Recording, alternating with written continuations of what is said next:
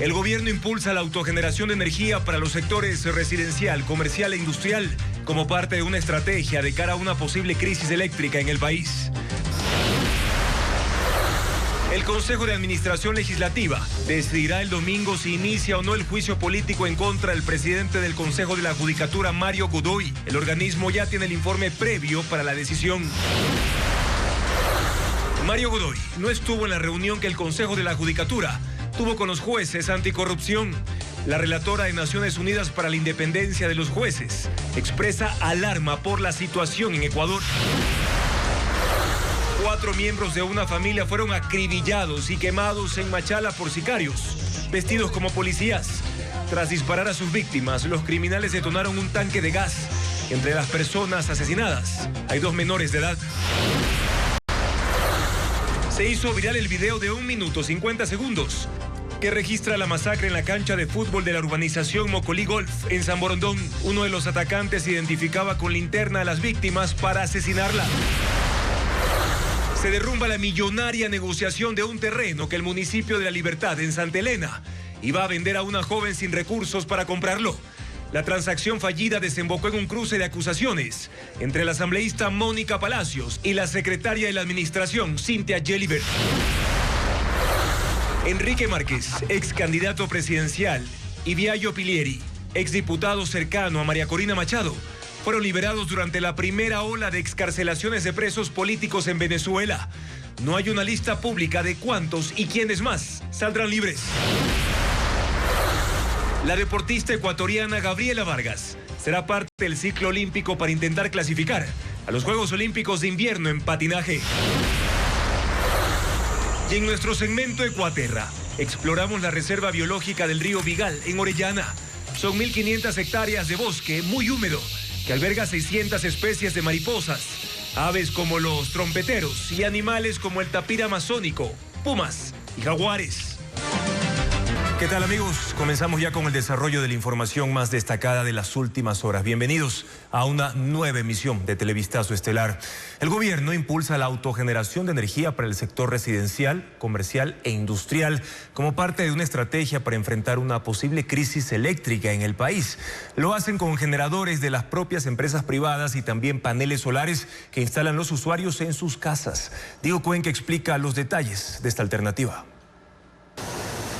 El gobierno una vez más le apuesta a la autogeneración de energía como una alternativa para enfrentar la crisis eléctrica en el país, principalmente en el área industrial. En Ecuador hay 37.557 industrias que están conectadas y por ende consumiendo del Sistema Nacional de Electricidad. Según la ministra de Energía, de esas industrias, hay un grupo que ha invertido en autogeneración. Calcula que entre todas tienen capacidad para generar al menos 500 megavatios. Pues al sector privado les estamos apoyando a que haya, ellos hicieron unas inversiones grandes de generadores y estamos apoyándolos a que ellos puedan entrar al mercado eléctrico con sus generadores, nosotros les podemos pagar y es voluntario. Adicional a eso, la Corporación Nacional de Electricidad, CNEL, está impulsando un sistema similar, pero destinado al sector residencial. Lo llaman Sistema de Generación Distribuida para Autoabastecimiento y lo que busca es que las familias que estén en capacidad inviertan en autogeneración,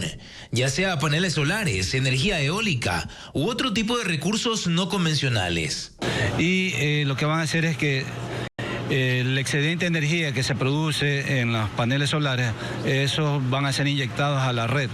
CNEL ha registrado a 1.244 consumidores que tienen su propio sistema de autogeneración y que juntos suman un total de 54,95 megavatios. Pero este año, CNEL planea duplicar a 100 megavatios, principalmente en la costa. Los interesados tienen que entrar a www.cnlp.gov.es para el proceso de acreditación. Esta campaña surge en medio de la preocupación por la disminución de agua de los embalses de las principales hidroeléctricas del país. Y la Delegación Estatal de Proyectos Eléctricos a Empresas Privadas ya no podrá hacerse por interés público, colectivo o general. La Corte Constitucional determinó que esa causal vulnera el carácter excepcional que ordena la Constitución. Veamos.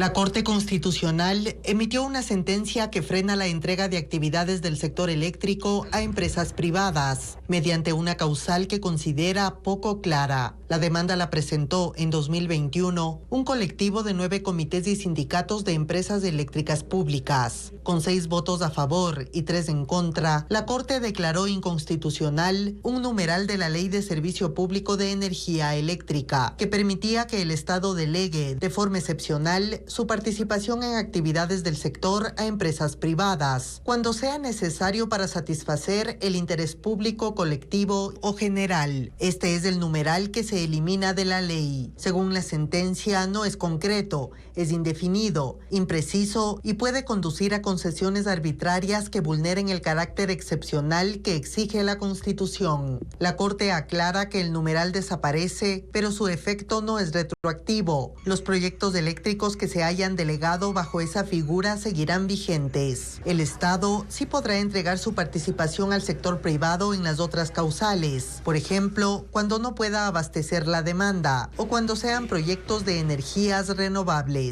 Los jueces que votaron en contra son Claudia Salgado, Jorge Benavides y Carla Andrade.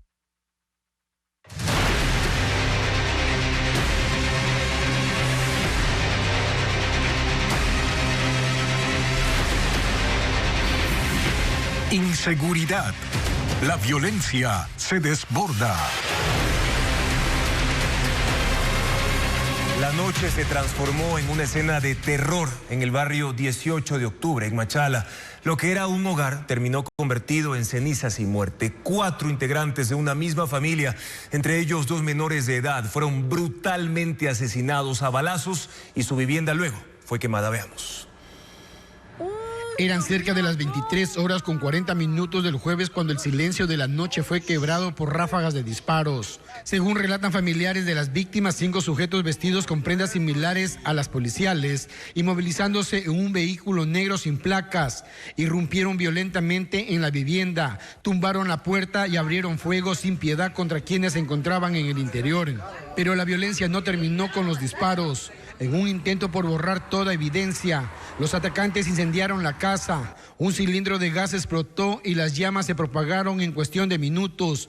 La vivienda de madera y caña quedó reducida a escombros.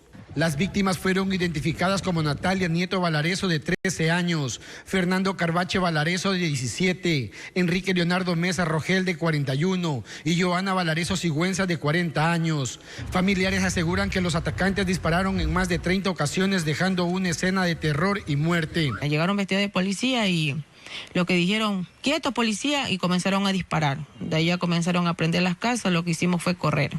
Y en ese trayecto sacamos a mi hermana para afuera y esperar a la ambulancia que llegue, nunca llegó. A las 2-3 horas salió llegando. La emergencia movilizó a 7 unidades contra incendio y a 35 efectivos del Cuerpo de Bomberos de Machala, quienes lucharon durante más de 1 hora para controlar el fuego y evitar que las llamas afecten a otras viviendas del sector. El panorama era desolador. Entre las cenizas solo quedaron restos calcinados, cocinas, camas, ropa y enseres convertidos en polvo. Francisco Valdivieso, jefe de brigada del Cuerpo de Bomberos de Machala, confirmó que en el interior de la vivienda hallaron 3 cuerpos calcinados, mientras que un cuarto fue encontrado en los exteriores con graves heridas.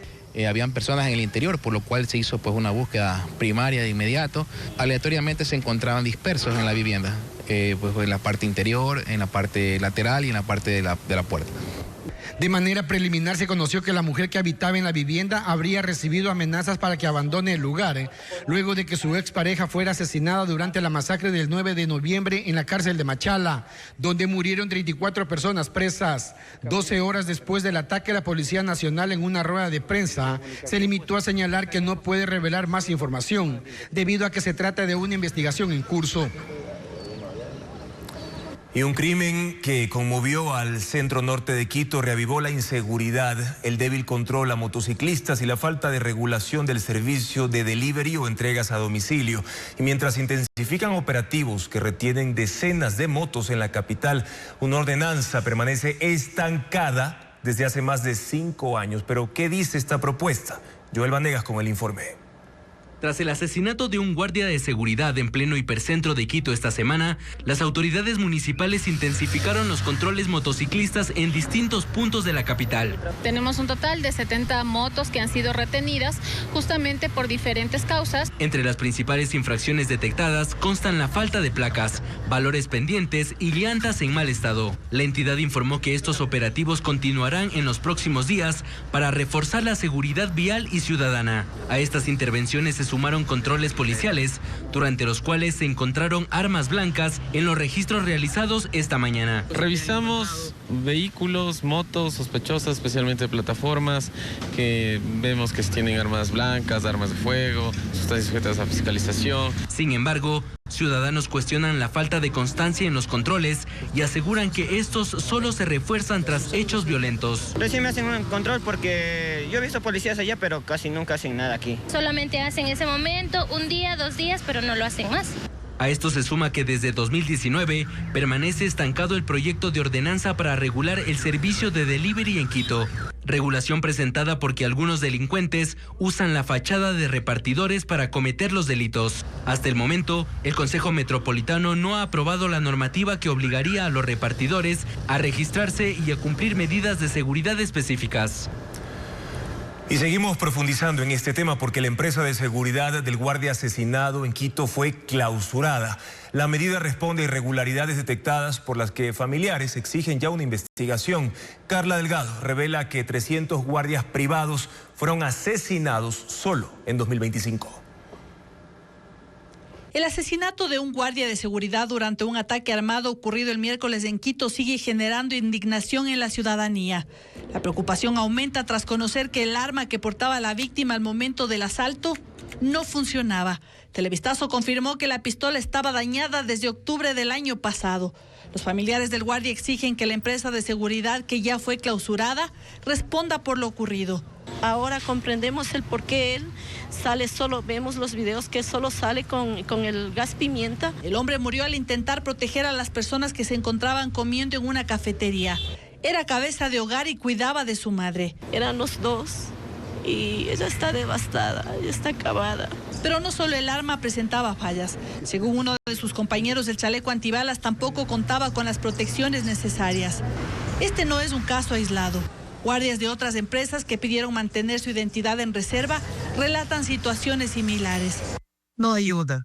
Mejor no decir nada porque se sabe que aquí nosotros tenemos todo. David Urresta, representante del sector de la seguridad privada, indicó que en el país pasaron de alrededor de 400 empresas antes de 2012 a 1.600. Asegura que no existe un organismo que controle sus operaciones. Señala que en países como Colombia y Chile la regulación ha permitido mejorar las condiciones del sector. El trabajo que se debe hacer en la calle, revisándole al guardia, viendo que esté con todos sus equipos completos, viendo que la empresa de seguridad cobre lo que es para que pueda pagar y pueda justificar, dando calidad de servicio. Urresta recordó que la propuesta para crear una superintendencia de compañías de seguridad se diluyó en la Asamblea y que actualmente el Ministerio del Interior no cumple esa función. Durante 2025, cerca de 300 guardias de seguridad fueron asesinados en Ecuador. Este domingo se definirá si hay o no juicio político contra Mario Godoy, presidente del Consejo de la Judicatura. Así lo anunció el presidente de la Asamblea Nacional, Nils Olsen.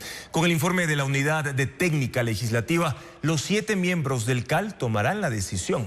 Patricio Díaz informa que el correísmo, mientras tanto, anuncia que presentará más pruebas en contra de Godoy. El CAL tiene ya el informe de la Unidad Técnica Legislativa sobre si el pedido de juicio político contra Mario Godoy, presidente de la Judicatura, cumplió o no con los requisitos para pasar a la Comisión de Fiscalización. El presidente de la Asamblea, Nils Olsen, convocó a sesión el domingo a las 10 de la mañana para definir si califican o no ese proceso. La cita será virtual. El oficialismo confía en que el juicio sea calificado, pero no dan una posición todavía de si apoyarán una posible destitución de Godoy. Dentro del proceso del juicio político abonaremos con lo que creemos que tenemos que abonar para que se pueda estructurar una teoría del caso que identifique con claridad el incumplimiento de funciones del señor Godoy. Mientras tanto, el correísmo incorpora más pruebas contra el presidente de la Judicatura. Incluirá en el proceso la revelación de la exdirectora del organismo en Orellana, Samantha Lozada, que responsabilizó a la administración de Godoy de dejarla sin protección, a pesar de las amenazas que recibió e incluso un ataque. Nosotros enviamos un pedido de información al Consejo de la Judicatura para que nos entreguen la lista que le notificó esta ex servidora del Consejo de la Judicatura en cuanto a los jueces y fiscales de la provincia de Orellana que tendrían tentáculos con las bandas del crimen organizado. En el pedido de juicio político, el correísmo anticipó también la lista de quienes debían comparecer. El oficialismo tiene mayoría en los 3 espacios donde se definirá el futuro de Godoy. En el CAL, en la Comisión de Fiscalización y en el Pleno. Se deja constancia de la intervención del doctor. Luego del caso del juez Carlos Serrano, finalmente se llevó a cabo la reunión entre la Unidad Anticorrupción y el Consejo de la Judicatura. El gran ausente fue el presidente Mario Godoy. La relatora de Naciones Unidas, por su parte, mostró su alarma por la situación de inseguridad de los jueces en Ecuador. Los jueces de anticorrupción se reunieron con el Pleno del Consejo de la Judicatura, pero el gran ausente fue el presidente Mario Godoy. Los 4 vocales escucharon sus demandas que ya fueron expresadas varias veces por escrito, la última el 22 de diciembre, en medio del escándalo por las amenazas y presiones a su compañero, el juez Carlos Serrano, quien sigue fuera del país por seguridad, tras grabar al director provincial de la Judicatura, abogando por el narcotraficante serbio Yesdimir Serdán, ex cliente de la esposa de Godoy. La vocal Magali Ruiz, quien envió una carta de apoyo a Serrano, se dirigió a los jueces. Estamos aquí para apoyar, para buscar de manera conjunta soluciones a sus necesidades, porque conocemos su trabajo y lo valoramos. Los vocales ofrecieron gestionar la construcción de un edificio para la unidad anticorrupción y aseguraron que ya trabajan en solucionar los graves problemas que enfrentan. Entre tanto, la relatora de las Naciones Unidas para la Independencia Judicial, Margaret Satterthwaite, se refirió a la situación del juez Serrano y de la exdirectora de la Judicatura de Orellana, Samantha Lozada, quien sufrió un ataque armado.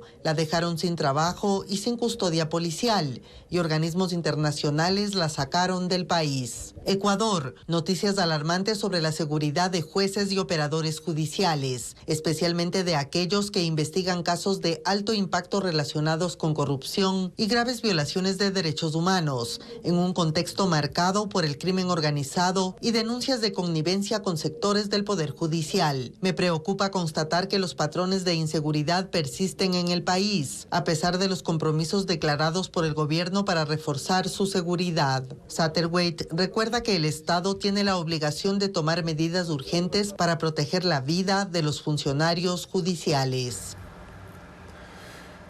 Y el presidente del Consejo de la Judicatura, Mario Godoy, pidió la renuncia de 25 directores provinciales y de control disciplinario de ese organismo. Godoy toma la medida a 2 días de que la Asamblea decida sobre el juicio político en su contra y, según él, es una decisión para hacer un control de cumplimiento de objetivos institucionales.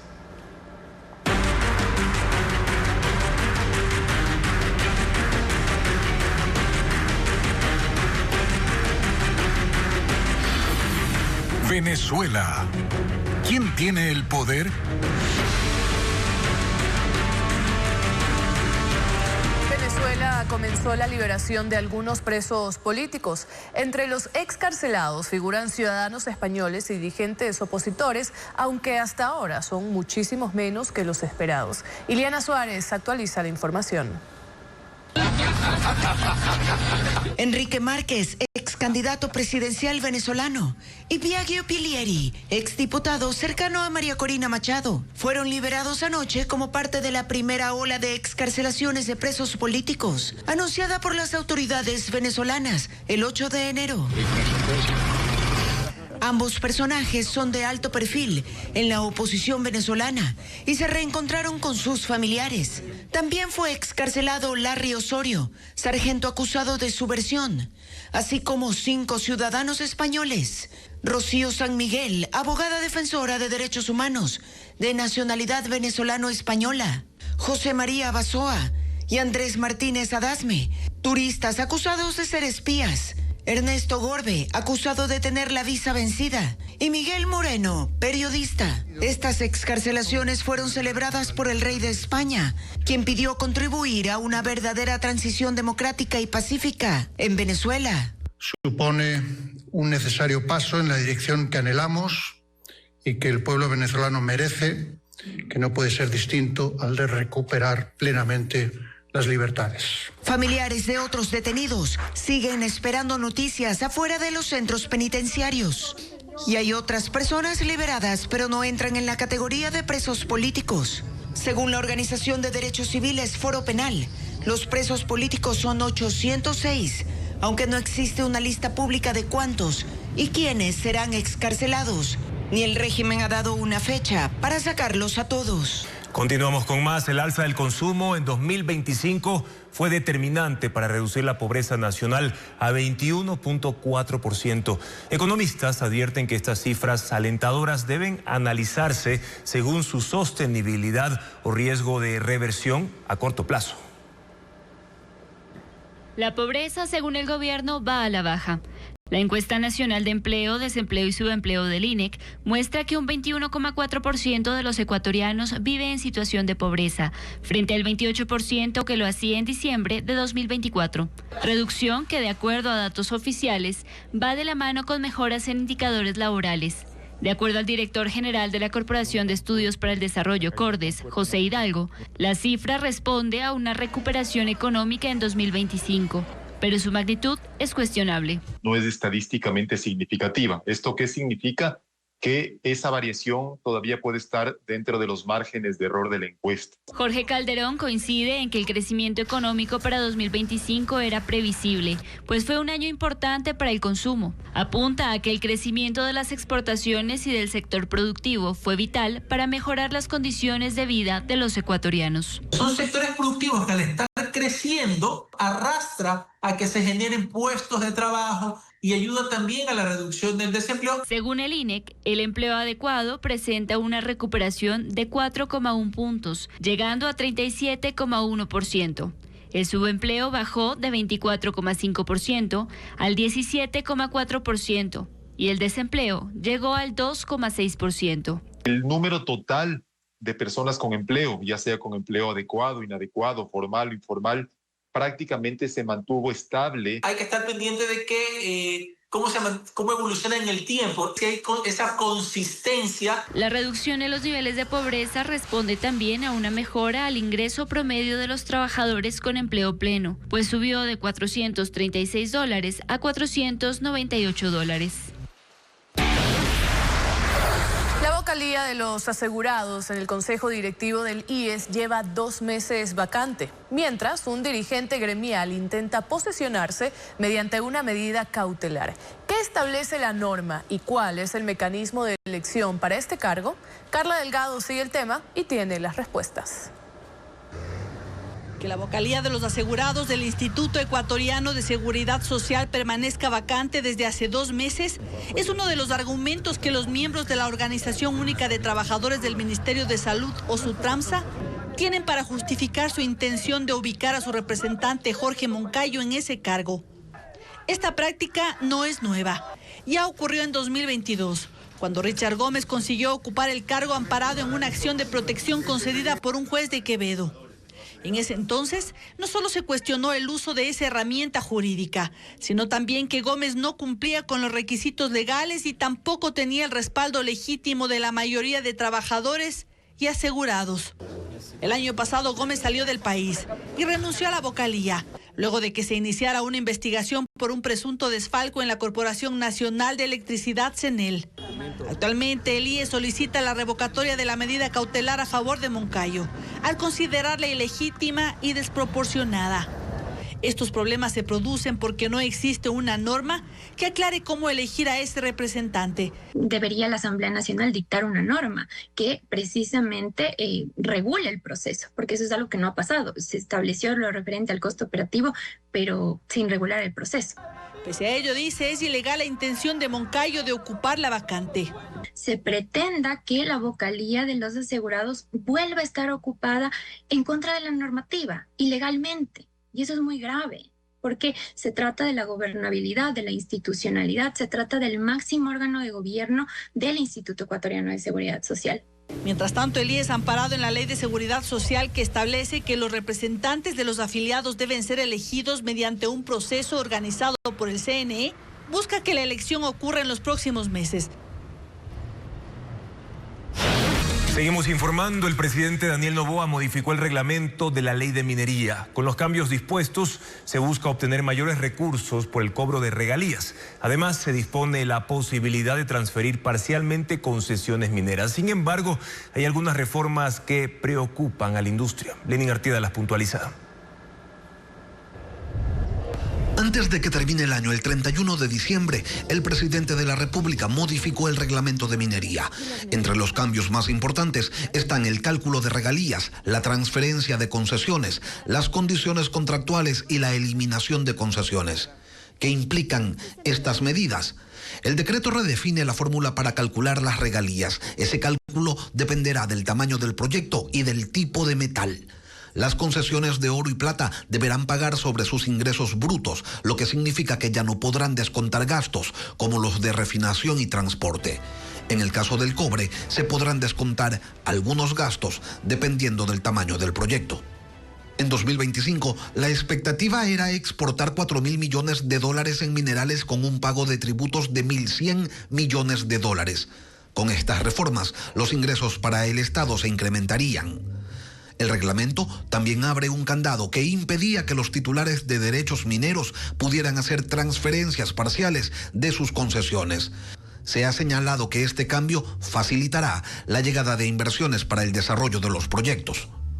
Una reforma polémica es que el Estado podrá, en la etapa precontractual, disponer la revisión, modificación o renegociación de los términos, condiciones y cláusulas previamente acordadas. Se justifica señalando que se lo hará para precautelar los intereses del Estado, pero desde el sector privado se lo entiende como un eventual elemento de inseguridad jurídica que frenaría inversiones. Pero quizás lo que más preocupa a la industria es la posibilidad de que el Estado declare la extinción de pleno derecho de cualquier concesión minera si, tras 4 años de entregada dicha concesión, la empresa, por causas que le sean imputables, no ha obtenido los permisos para comenzar la operación.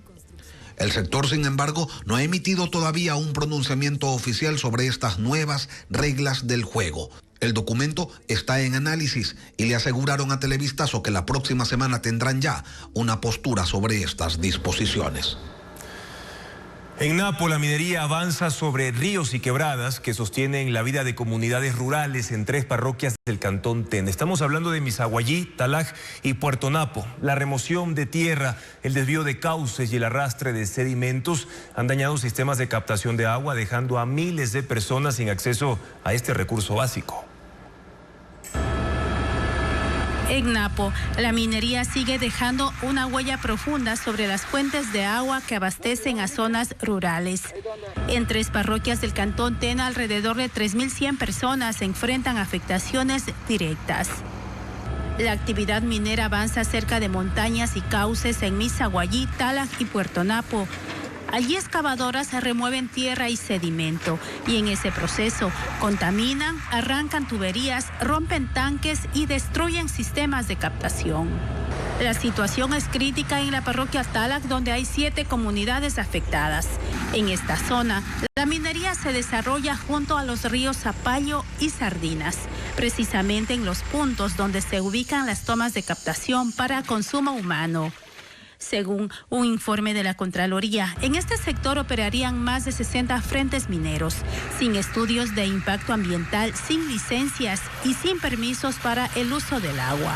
El agua también está contaminado porque al otro lado por Zapallo, todo eso, están siendo minados. Y esa minería utiliza el mercurio. Un escenario similar se registra en Puerto Napo, en las comunidades de Naranjalito, Anzu y Pioculín. El río presenta lodo y combustible, mientras que el pozo de agua subterráneo que los abastecía se secó. De acuerdo con el municipio, al menos 5 sistemas de agua han sido afectados. En 2024 presentaron presentaron una denuncia ante la Agencia de Regulación y Control Minero Arcón, pero la actividad continúa. En Arrosemena Tola, desde lo alto se observa maquinaria removiendo grandes volúmenes de tierra y con las lluvias, el lodo desciende hacia afluentes que alimentan el río Puní, según el colectivo Napo a Mala Vida. Todo esto corre a lo largo de 20 kilómetros, afectando a 16 sectores de Puerto Misahuallí. Hay un estudio que más o menos está alrededor de unos de 47 hasta 50, hasta 60 por ahí, grados de mercurio que tiene el río. Así el agua que antes llegaba limpia a las comunidades, hoy baja turbia o simplemente ya no llega.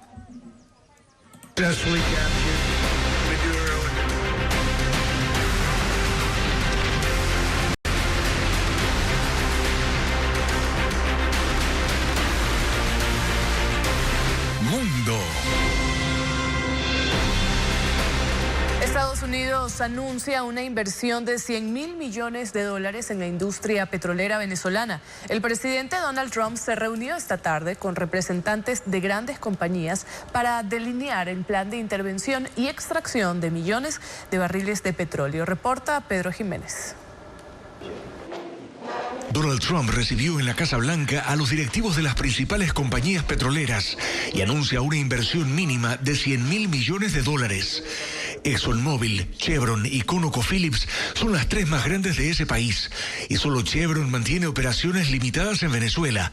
Las otras perdieron las concesiones durante el régimen de Hugo Chávez en 2007. El encuentro reunió a casi 20 empresas petroleras y del sector energético de Estados Unidos, así como la británica Shell, la franco-suiza Trafigura, la española Repsol y Eni de Italia. Pero no todas entrarán en Venezuela. En la reunión Trump dijo: tomaremos la decisión sobre qué compañías petroleras van a entrar, van a tener garantías y total seguridad. Tratarán con nosotros, no con el gobierno de Venezuela. Aunque dijo que Venezuela es ahora completamente diferente y que el pueblo de Estados Unidos se va a beneficiar enormemente porque van a extraer grandes cantidades de petróleo. Venezuela extrae menos de 1 millón de barriles por día por el mal estado de su infraestructura petrolera y los planes de Trump apuntan a reestructurar el negocio y explotar el petróleo en grandes cantidades. Venezuela tiene las reservas probadas más grandes del mundo, que son la quinta parte del petróleo que actualmente hay bajo tierra a escala global. En una primera acción, Donald Trump ha hablado de llevar a Estados Unidos entre 30 y 50 millones de barriles de crudo, movilizando decenas de buques petroleros actualmente estancados en puertos venezolanos debido a las sanciones internacionales. A la par, continúan las operaciones de interdicción de barcos petroleros relacionados con Venezuela y este viernes se produjo la incautación de otro buque, el Olina, abordado por la Marina estadounidense y la Guardia Costera en el Caribe. Es el quinto barco que fuerzas estadounidenses abordan o incautan en las últimas semanas para tomar el control sobre las exportaciones petroleras de Venezuela. Donald Trump y el presidente de Colombia, Gustavo Petro, se reunirán en la Casa Blanca en febrero. Así lo comunicó el mandatario estadounidense hoy. La idea de este encuentro salió de la conversación telefónica que Petro y Trump tuvieron el jueves. Trump también confirmó que la próxima semana tendrá una reunión con la líder opositora venezolana María Corina Machado. Hablarán sobre el proceso de transición política tras la captura de Maduro. Trump cree que Machado no tiene suficiente respaldo para tener algún papel e insiste en que Estados Unidos controlará Venezuela. El pueblo iraní denuncia que el régimen islámico ha bloqueado totalmente el Internet para evitar la difusión de las protestas que amenazan al gobierno y a la estructura de poder que concentra el ayatolá Ali Khamenei. Decenas de miles de manifestantes, incluidos grupos de mujeres, desafían a la autoridad en manifestaciones que cumplen hoy 13 días y que van en aumento.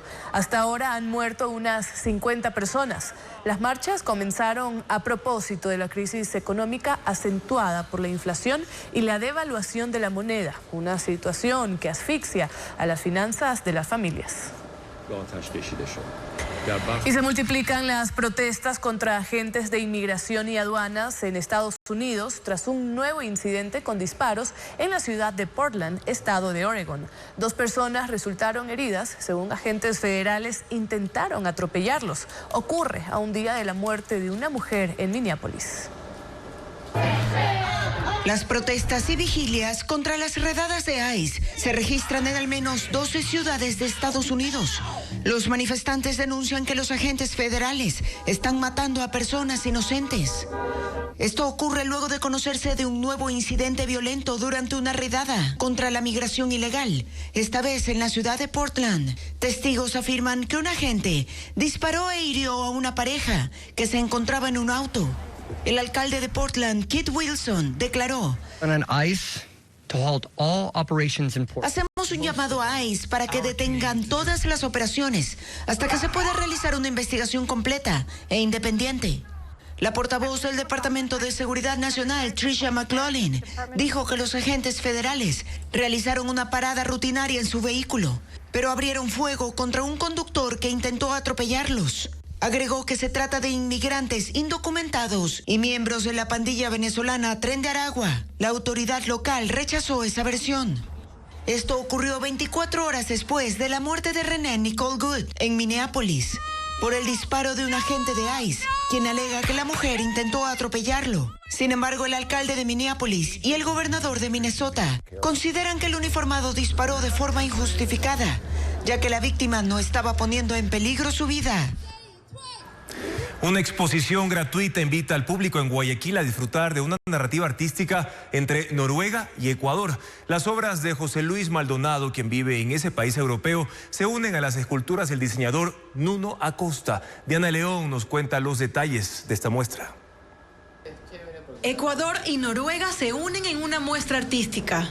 Entre Guayaquil y Oslo existen 9.999 kilómetros de distancia. Y esta cifra inspira el título de la exposición Norte-Sur 9999, que se presenta únicamente este fin de semana en el Estudio Paulsen, en el emblemático barrio Las Peñas de Guayaquil. El artista José Luis Maldonado, radicado en Oslo, llega a la ciudad para unir su talento al del diseñador Nuno Acosta. Juntos presentan 32 piezas que establecen un diálogo visual entre ambas naciones. En la muestra se pueden apreciar, por ejemplo, obras en tinta china que fusionan especies de aves latinoamericanas y nórdicas. La exposición incluye también a las tercerícolas, figuras cerámicas fabricadas por el estudio de Nuno Acosta en la comuna Valdivia. Además, destaca la serie de rostros tallados en madera, propuesta de Maldonado. Durante la exhibición, el público podrá sumarse sin costo a la creación de ilustraciones en vivo. Para retomar un poco lo que es la cultura y el arte en la ciudad. Y después vamos a invitar al público a que se integre y forme parte de esta terapia que es pintar. La entrada a la exposición es gratuita y se puede visitar desde las 5 de la tarde. La construcción de una carretera en la sierra ecuatoriana pone en riesgo a una rara especie de anfibios en peligro de extinción. Sandy Espinosa nos tiene más detalles de esta información. Este pequeño sapo fue capaz de paralizar temporalmente la construcción de todo un proyecto vial en la sierra ecuatoriana. Ocurre que no es un sapo cualquiera, es un arlequín de Jambato, un animal que se creyó extinto hasta el 2016, año en el que se descubrió que quedaban solo pocos ejemplares sobre la tierra. Y estos ejemplares estaban en Ecuador. La polémica surgió cuando organizaciones ambientalistas dieron la voz de alerta. Cerca al santuario de los arlequines de Jambato hay una carretera en construcción y los escombros, según denuncian, fueron arrojados al río Guambaine, hábitat y lugar de reproducción de estos anfibios en peligro crítico de extinción. Con el río contaminado, los pequeños anfibios no pueden reproducirse y existe el riesgo de que los pocos que quedan no logren sobrevivir. La carretera en construcción es esta, la que conectará a los cantones La Maná en Cotopaxi y Ambato en Tungurahua. Su construcción inició en julio del 2024 y tendrá una extensión de 47 kilómetros. Cuando esté terminada, permitirá reducir el tiempo de traslado de 6 a 2 horas. La vía ya tenía un 70% de construcción cuando se conoció el problema ambiental. El tema llegó a la justicia y tras analizar los hechos, el juez multicompetente Milton Hernández tomó la decisión de paralizar toda actividad relacionada con el levantamiento de la carretera. Esto ocurrió el 4 de enero y desde entonces, las prefecturas de Cotopaxi y Tungurahua han reclamado judicialmente y apelado a la decisión. Presentaron 9 documentos de permisos ambientales y explicaron la necesidad de retomar la obra paralizada. Finalmente, la justicia volvió a revisar el caso y decidió otorgar el permiso para continuar con la construcción de la carretera. La decisión ha sido celebrada por las prefecturas. Mientras tanto, la organización ecologista Alianza por el Jambato impulsó una petición en la plataforma change.org bajo el lema "Detener la ampliación de la carretera que afecta al hábitat del jambato". La iniciativa suma más de 1000 firmas en un intento por proteger esta especie de la cual se estima solo quedan entre 50 y 100 ejemplares en todo el mundo. En apenas una hora, el invierno dejó al descubierto la fragilidad de la producción de rosas de exportación en Cotopaxi. Una fuerte tormenta con granizo derribó invernaderos y también cultivos, provocando pérdidas en 5 parroquias de la Tacunga. Sandy Espinosa con las imágenes de lo ocurrido. Los invernaderos que durante meses protegieron la producción de rosas de exportación terminaron en el suelo, tras el impacto de una tormenta con granizo que afectó a agricultores de Cotopaxi. 50 hectáreas de flores de al menos 6 productores de las parroquias Mulaló, Alaques y Josehuango Bajo en La Tacunga se perdieron luego de que se enfrentaran a una granizada que duró 1 hora. Con el colapso de las estructuras, el agua ingresó sin control a los cultivos, saturó la tierra y marchitó los botones de rosa que estaban a punto de ser cosechados. En esta finca de la parroquia Mulaló, 25 kilómetros al norte de La Tacunga, se alistaba el envío de al menos 100,000 tallos a Estados Unidos y Europa. Hoy esa producción será desechada. Nosotros tenemos aquí casi 8 hectáreas de flores de cultivo, una cantidad cuantiosa de más o menos de $2 millones que se está perdiendo. No es el único producto de exportación afectado. Otra estrella del mercado externo, el brócoli, también enfrenta el impacto del clima. Lo que debía convertirse en una planta de hasta 15 centímetros, tras 105 días de crecimiento, perdió sus hojas con la lluvia y granizo. El brócoli es de por sí un producto vulnerable, debido a que se cultiva a cielo abierto. 75 hectáreas de este producto, pertenecientes a pequeños y medianos productores de Josehuango, Pastocalle y Tanicuchí, se perdieron por completo, sin dejar otra alternativa que limpiar y dejar vacío el terreno. Este desecho no puede aprovecharse ni como alimento para ganado por el alto nivel de oxidación de la planta. Hablando en dinero, hemos perdido en su totalidad un aproximado de $100,000. Las pérdidas totales todavía no se han cuantificado completamente. Las afectaciones aún se siguen evaluando para poder establecer la cifra total de daños. Con la llegada de las primeras lluvias de este año en las provincias de la Amazonía, el Ministerio de Salud Pública ya arrancó con el control de mosquitos transmisores del dengue en las localidades con mayor riesgo. Bessie Granja nos detalla en qué consiste el plan para evitar la propagación de contagios. Las acciones de control en la Amazonía contra el dengue están en marcha. La fumigación intradomiciliaria para matar al mosquito Aedes aegypti, transmisor de esta enfermedad, comenzó en el barrio Eloy Alfaro, al sur de Tena, en Napo. Paralelamente, equipos técnicos ingresaron a las viviendas del barrio Paraíso, en esa misma ciudad. Allí colocaron abate en los tanques de agua para eliminar las larvas del vector y destruyeron criaderos. En 2025, esta provincia fue la más afectada por el dengue, con una alta tasa de mortalidad y hospitales saturados. Crisis que obligó al Ministerio de Salud a declarar la emergencia sanitaria.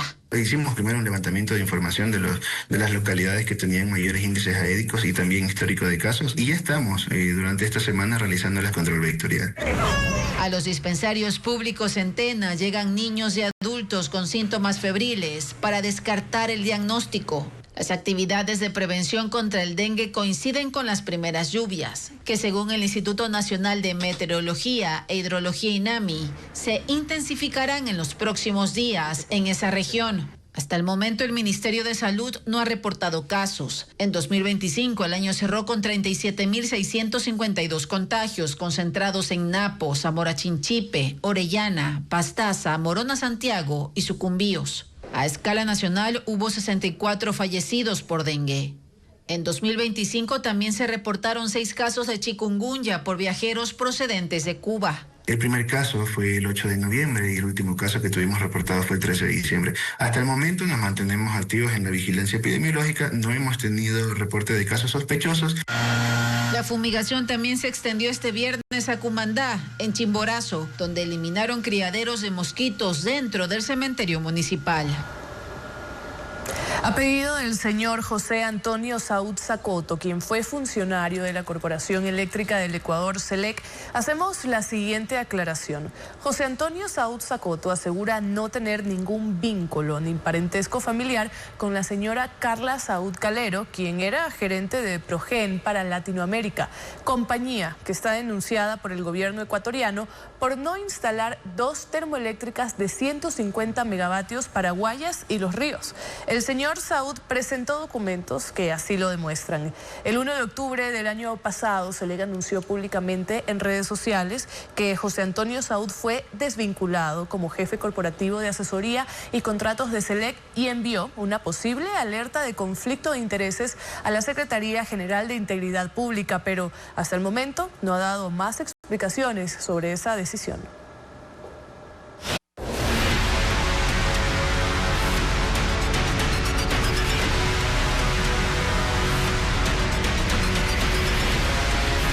Narcovecinos. ¿Quién los controla?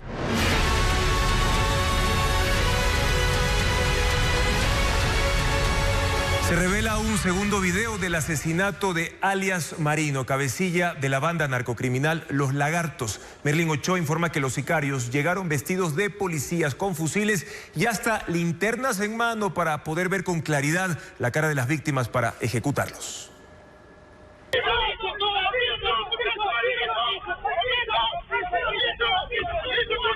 Los videos muestran con crudeza el momento del ataque armado ocurrido en la isla Mocolí Golf Club, en el cantón San Borondón, provincia del Guayas. En esas imágenes se observa cómo en menos de un minuto se consuma el asesinato de Olivero Vargas Stalin Rolando, de 40 años, señalado por la policía como cabecilla de la organización criminal Los Lagartos. Las imágenes muestran de 2 ángulos a un grupo de hombres jugando fútbol en una cancha privada dentro de la urbanización. En cuestión de segundos el ambiente cambia. Los jugadores se lanzan al suelo al notar el ingreso de un pelotón de hombres armados, vestidos con prendas similares a uniformes policiales, algunos con chompas oscuras y otros con equipos tácticos, todos portando fusiles y armas cortas.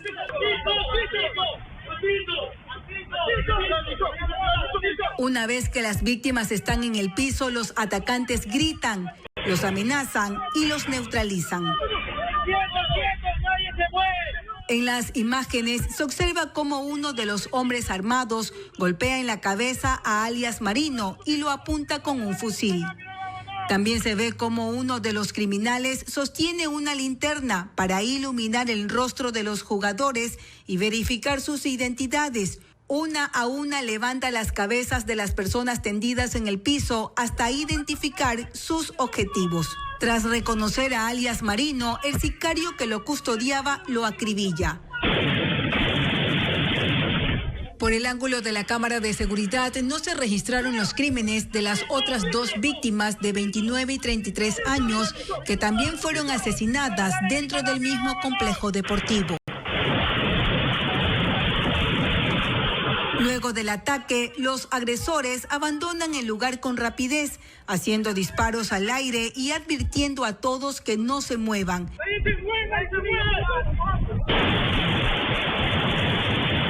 Se escuchan gritos y sollozos.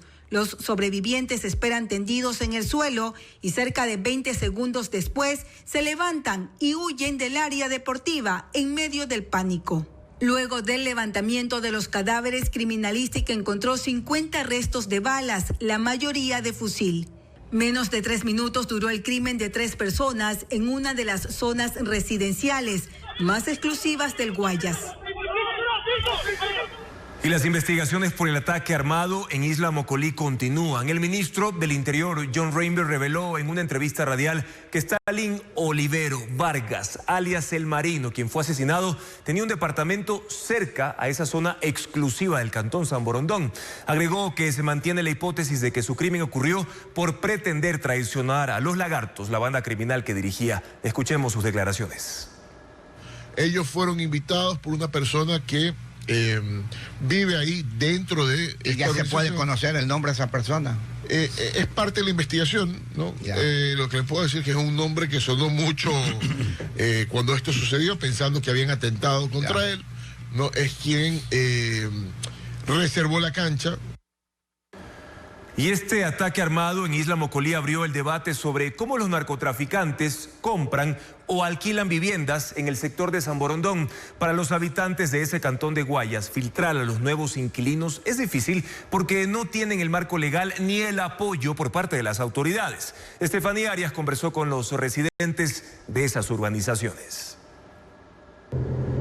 Desde hace unos 5 años hay un fenómeno que afecta a las urbanizaciones más exclusivas de San Borondón. Un nuevo tipo de vecino ha llegado a varias de estas ciudadelas privadas sin que los habitantes o las directivas comunitarias puedan impedirlo. Los narcovecinos, como ellos los denominan. Hay una banda que está de moda, muy de moda, que ha estado, por lo menos se ha metido, porque hemos hecho seguimientos, se han metido por lo menos en 5 o 6 urbanizaciones. Y no pueden hacer nada, porque la ley no les provee herramientas. Cuentan que cuando alguien vende o compra una vivienda, puede usar figuras para ocultar su identidad, acudir a testaferros o hacer la transacción mediante algún fideicomiso que evita saber quién o quiénes ocuparán la vivienda. Y lo mismo pasa en caso de alquiler. La transacción se puede hacer a nombre de una empresa o de una tercera persona. No hay una ordenanza municipal que regule el tema de renta de casas y compraventa de casas. No existe una ley que nos faculte a las administraciones a entregar información reservada. Sí puede o pudiera un notario o un registrador eventualmente reportar algo que sea muy sospechoso. Quienes sí pueden hacer algo son las compañías constructoras o inmobiliarias. La UAFE, Unidad de Análisis Financiero y Económico, obliga a estas empresas a llenar documentación sobre el origen lícito del dinero que reciben cada que venden o alquilan un bien. Y como tal, tiene una serie de obligaciones de debida diligencia para que rechace, y si no rechaza, por lo menos reporte las operaciones sospechosas. Aún así, esto no ayuda a los vecinos que ya están establecidos y que necesitan encontrar una forma de evitar que narcotraficantes o criminales lleguen a sus urbanizaciones. Se forme una institución formada por la UAFE, el SRI, Inteligencia Militar, Fuerzas Armadas, Policía, que sea la encargada, ¿no verdad?, de filtrar la información que nosotros podríamos entregar. Porque no es solo protección para ellos, se trata también de complicarle la tarea a los delincuentes, que se disfrazan de buenos vecinos y se protegen tras garitas y guardias para seguir con su vida delictiva. Y seguimos hablando de este tema porque el aumento de delitos cometidos por sujetos vestidos como policías pone en el centro del debate a los lugares que venden los uniformes, incluso vía internet. Bessie Granja recorrió la zona cercana al cuartel Modelo de Guayaquil en el norte de la ciudad y encontró 2 negocios con más de 10 años dedicados a esa actividad. Veamos. Claro, porque no es policía. La existencia de comercios que venden uniformes policiales obedece a una demanda insatisfecha. La propia institución no provee prendas completas a todo su personal, lo que obliga a los agentes a adquirirlas por su cuenta. Esta necesidad explica el hecho de que desde hace más de una década, 2 tiendas establecidas en la parte trasera del cuartel Modelo de Guayaquil reciban a diario a gendarmes en busca de camisetas, camisas, gorras, cinturones y otros implementos. Con la credencial o la cel, con previa documentación hacemos eso. Como es poco, como llevan una prendita, 2 prenditas. Ellos compran, si dígase, una chompita operativa, un pantalón táctico, así. Conversamos con uniformados que por temor a represalias prefirieron no dar entrevistas en cámara, pero detallaron cuánto invierten en un uniforme operativo casi completo. Botas $100, pantalón táctico $45, camisa khaki $30, cinto $15, gorra $8, camiseta $6, insignias $3, lo que equivale a un total de $207. Además, los agentes adquieren por su cuenta cascos y el traje especial para la ceremonia de ascenso. Aunque los representantes de estos dos establecimientos aseguran operar dentro del marco legal, existen otros negocios que funcionan de manera irregular, algunos incluso a través de redes sociales sin ningún control. El foco de las autoridades se centra ahora en estos últimos, ante el aumento de delitos cometidos por bandas que utilizan indumentaria similar a la de las fuerzas del orden. No obstante, aún se desconoce cómo se implementará una regulación efectiva, mientras los casos en los que delincuentes se hacen pasar por policías o militares continúan en ascenso. Cambiamos de tema ahora para contarles que la cuestionada venta del terreno de 93 hectáreas en La Libertad suma denuncias. Asambleístas de la Revolución Ciudadana aseguraron que la mamá de Jenny Ramírez, la compradora, trabaja en la casa de la familia de Cynthia Gelibert, secretaria general de la Administración Pública y Gabinete del Gobierno Nacional. Este noticiero, de hecho, se trasladó hasta Ancón, en Santa Elena, para buscar la familia de la joven compradora de ese terreno. Luis Alfredo Zúñiga preparó un informe.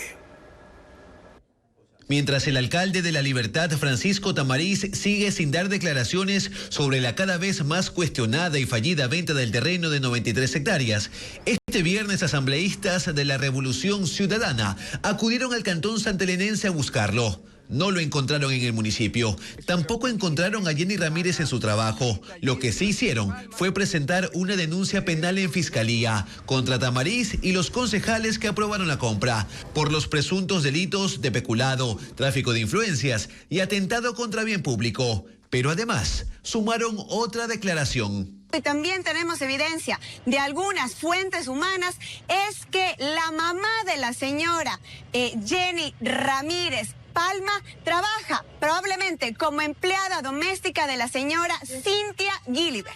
Cynthia Gelibert, secretaria general de la Administración Pública y Gabinete, respondió en X, mostrando fotos de las cámaras de seguridad en las que se observa a la legisladora Mónica Palacios afuera de la casa de su madre.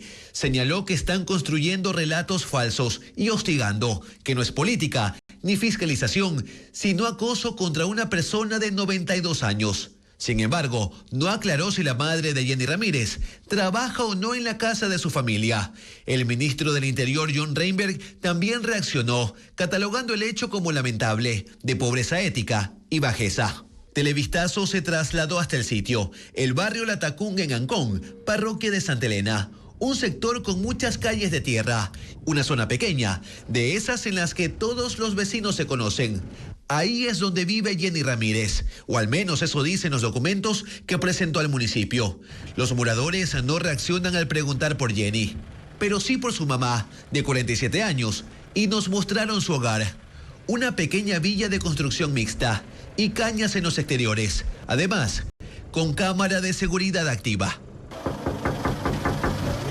Nadie respondió al llamado a la puerta, pero en ese lapso varios vecinos que nos vieron mencionaron que a esa hora lo más probable es que la señora estuviera trabajando, como lo hace comúnmente, y muy cerca de ahí. No sé si también ella estará ahí porque ella trabaja acá arriba. ¿Con quién? Con los Gelibert. Ahí trabaja ella, pero yo no sé si está trabajando ella. Si no está ahí, está allá. Ella le da mantenimiento a la señora. ¿Pero que ella reciencito y ese tiempo trabaja acá donde la señora? Ya tiene rato trabajando ahí, ya tiene algunos años trabajando ahí. Es necesario señalar que, de corroborarse lo que reiteraron los vecinos, no implica un nexo con la compra del terreno, pero esa posible coincidencia ya generó cuestionamientos. Este noticiero solicitó un pronunciamiento a Cynthia Gelibert y a la Secretaría General de Comunicación de la Presidencia, y se está a la espera de una respuesta. La mamá de Jenny Ramírez no registra afiliación al IES, y mientras todo esto ocurre, el alcalde Francisco Tamariz sigue sin dar explicaciones, e incluso la sesión de Consejo Cantonal, que estaba prevista para este viernes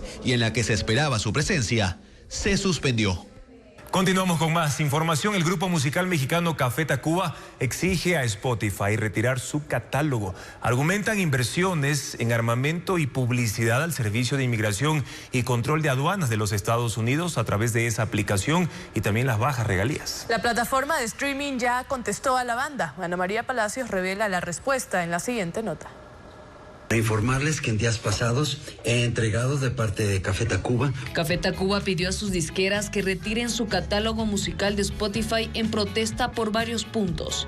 La publicidad de la plataforma para el Servicio de Control de Inmigración y Aduanas de Estados Unidos, ICE. La inversión de $700 millones que Daniel Kay, CEO de Spotify, realizó para una empresa que produce drones militares y tecnología de inteligencia artificial integrada en aviones de combate.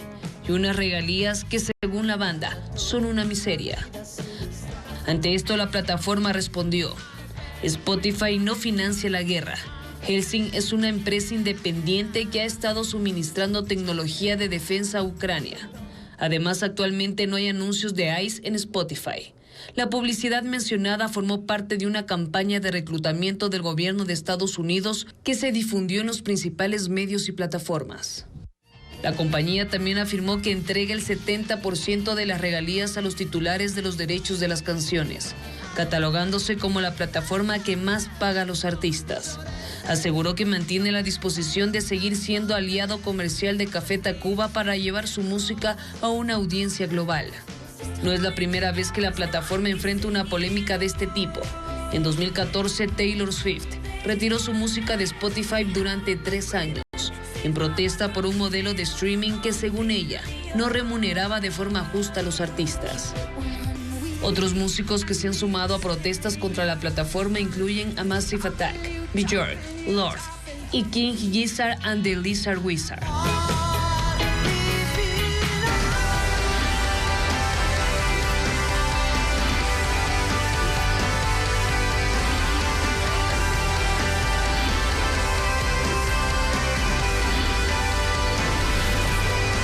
Ecuaterra.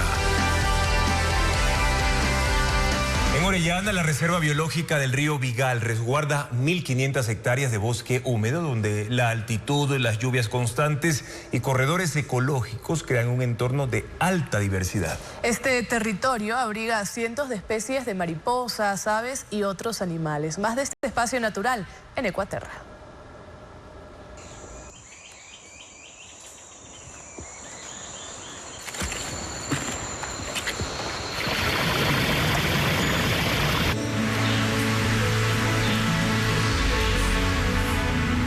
Hoy finaliza el evento tecnológico más relevante del mundo. La Feria de Electrónica de Consumo abre sus puertas con robots de vanguardia. Y no solo eso, también cientos de lanzamientos, tendencias e innovaciones que definen el futuro. Ana María Palacios nos muestra cuáles son estos avances. ¡Wow! Robots boxeadores, jugadores de cartas, repartidores, bailarines y titiriteros con mayor estabilidad. Son algunas de las novedades presentadas en la feria tecnológica más importante del mundo, el CES, que se desarrolla en Las Vegas, Estados Unidos. Los pequeños robots de compañía son uno de los principales atractivos. Estos dispositivos diseñados para interactuar con las personas y ofrecer apoyo en tareas cotidianas o entretenimiento mostraron los avances más recientes en inteligencia artificial, sensores y conectividad. También destacan las cámaras fotográficas del tamaño de un llavero, con capacidad para almacenar cientos de imágenes. Televisores ultra delgados, con tan solo 9 milímetros de grosor. Refrigeradores inteligentes que escanean los productos que contienen y avisan al usuario qué hace falta. Las gafas inteligentes fueron otro de los puntos sobresalientes de esta edición. Ofrecen opciones para leer mensajes en tiempo real sin necesidad de sacar el teléfono, así como modelos diseñados para ayudar a personas con enfermedades que afectan la vista. La Feria Tecnológica CES en Las Vegas concluyó este viernes. Gracias amigos por habernos acompañado en esta emisión informativa. Les recordamos que la agenda de actividades culturales para este fin de semana podrá encontrarla en ecuavisa.com, información verificada con el sello Televistas. Y en nuestras redes sociales también pueden revisar los detalles del plan de prevención para evitar precisamente la propagación de casos de dengue. Ahora en la Amazonía, donde ya comenzaron las lluvias en este inicio de año. Ecuavisa siempre los informa en todas sus pantallas, incluso este fin de semana. Buenas noches.